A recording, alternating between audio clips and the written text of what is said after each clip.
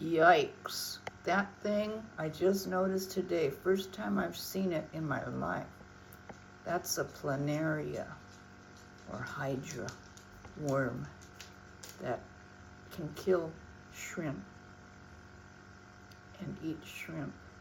Wow, I don't know where it came from because I haven't introduced anything new to this tank. But I just noticed them. What they do is they largely kind of travel on the glass and on the substrate, and they kind of leave behind a toxic mucus, which supposedly kind of paralyzes shrimp or something like that. And then once they're paralyzed, usually baby shrimp, not the adults so much, but once they're paralyzed and just lying there, they come back and eat them or something like that. See? You see a bunch of them crawling over the substrate. I don't know where they came from because I didn't bring in any new plants or anything.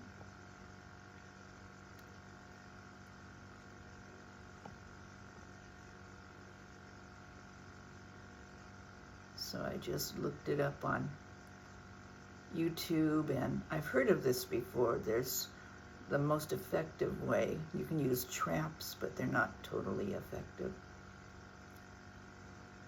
Is this chemical called no Planaria, which is safe for plants and for shrimp and fish.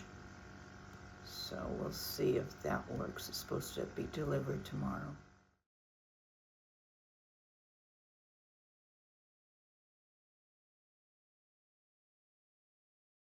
And it's supposed to work within 72 hours. Kind of creepy, huh? I just did a water change and trimmed the plants and put some shrimp food in the dish. And you see they're going nuts. Most of my shrimp are these kind of brownish. That's what happens when you have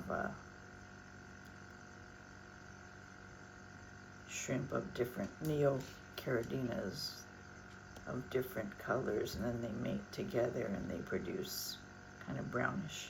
That's okay.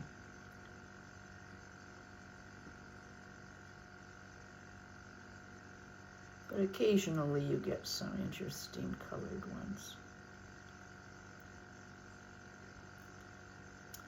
But I want to get rid of these hydras. I've heard about them for many, many years, but never seen them. But just today while I was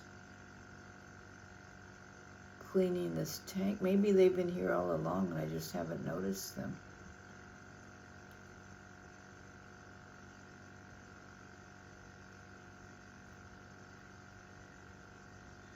Kind of disappeared now. I guess they burrow. They probably burrow into the...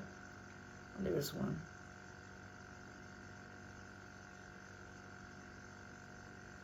Into the substrate, maybe.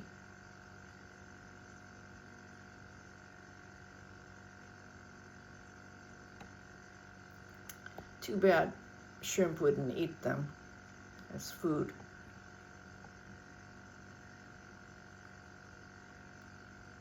That would be a perfect solution, right?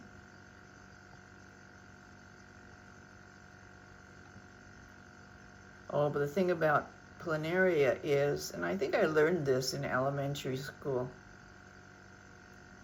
you can chop them up and they just reproduce. Chop them up into multiple pieces and each piece will reproduce. See, coming out of the sand there. So they must bury themselves in the substrate. But you know them by, they have like a triangular head, 2 eyes in the front, and underneath in the center is their mouth, underneath their body, which has kind of a tube that sucks in food or something like that. Or maybe that's where they excrete the mucus toxin. See the triangular head? I got to get a better close-up.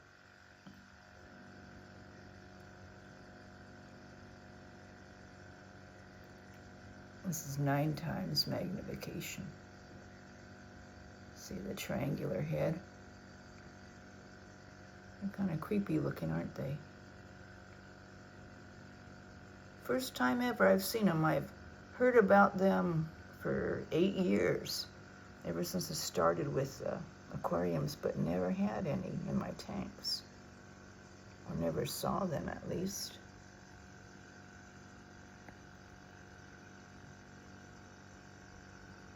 Yeah, they're all over that section there.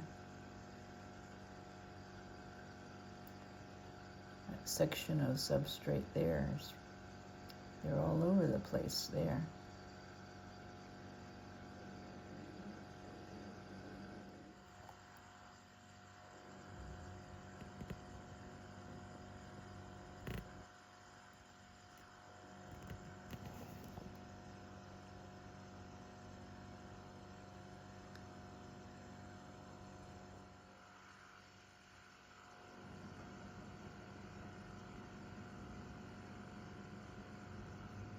Another thing I didn't mention, I put my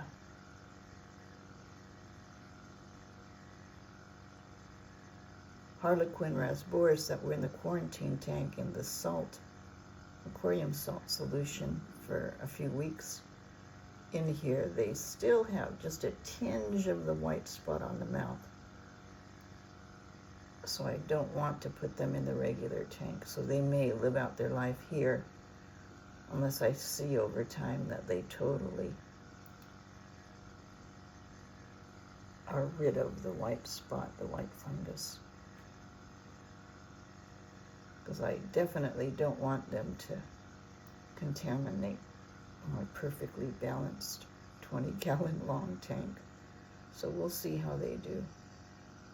It's different water than they're used to. This is RO water, remineralized, but I had cardinal tetras in here for a while and they did fine. They're kind of swimming funny because the current of the output of the filter is a bit strong here. So they're kind of swimming against the current. Yes, they do kind of crawl on plant leaves, because there's one there. Huh. Most of them are on the substrate or on the glass.